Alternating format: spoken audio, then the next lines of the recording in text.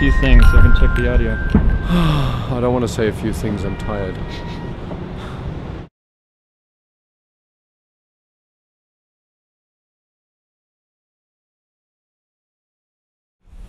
It's the difference between using software and owning it. And I think we've got used to the fact that in order to use a software, you don't necessarily have to own it for life. What's for life anyway? So there's quite a few bits that you license. You don't need to own a printing machine to print. You use a printer, right? So what Webfonts are doing, in a way, they provide an engine to send the fonts to a website, which is like sending ink to paper. You don't have to own the ink, you don't have to own the paper. You don't have to own the printing machine either.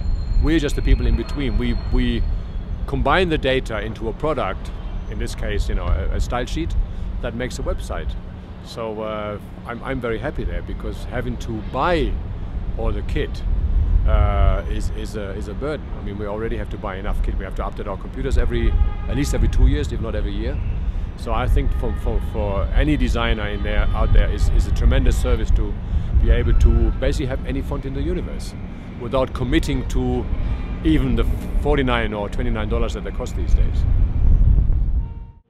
Well, essentially what I'm seeing as an old guy anyway is that services like Typekit that will hold the fonts on a server somewhere, and on call from me as a designer, they will send them to my website, the website that I'm designing.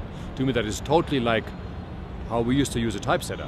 I didn't own any fonts, I didn't own the typesetting equipment. I would send him a manuscript and specify a font, and he would set it in that font and charge me for the setting per letter, per line, whatever, per time, and then send me back the data. The data in those cases, of course, was physical, paper, film, negative, positive, whatever.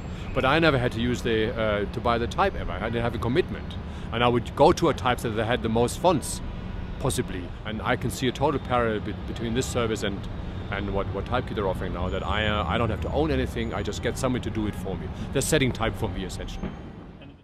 But that's the one thing we never had as in our typesetting. We always had to be very good at speccing stuff. So I had to imagine, and you would trace out, well, maybe not 8-point type, but certainly 10-point type, and to show the client what is sort of, well, you would show him like a sketch, like tram lines, and say, okay, this is your page, and then you show him a specimen book and say, this is the typeface that will be on your page. And you said, I kind of like this, or he didn't look closely.